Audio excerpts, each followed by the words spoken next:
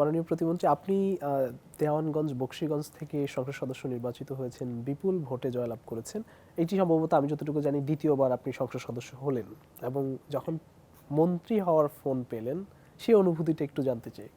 অনুভূতি তো আপনাকে এটা ঠিক বোঝাতে পারবো না। মানে দেশ গড়ার কাজে নিজেকে নিয়োজিত করতে পারবো সরকারি থেকে, এটার একটা কল পাওয়া, এটা তো নিশ্চয়ই একটা রাজনীতিবিদদের জন্য অনেক বড় পাওয়া আর কি। আমার 38 বছর হয়েছে রাজনীতিতে।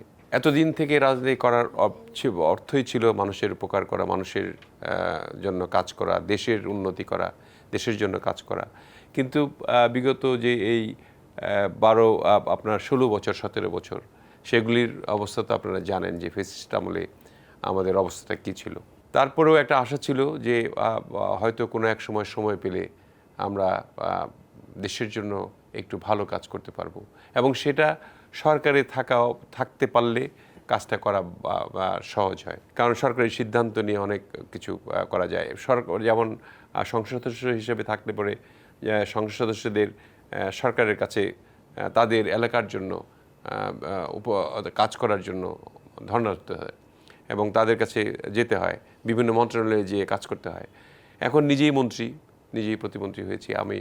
অনেক মন্ত্রীরা আমার জুনিয়র, ছোট ভাই, অনেক আছে বন্ধু, প্রায় সবাই মিলে পরিবারের মতো আর কি এই মন্ত্রণালয় এটা গঠিত হয়েছে।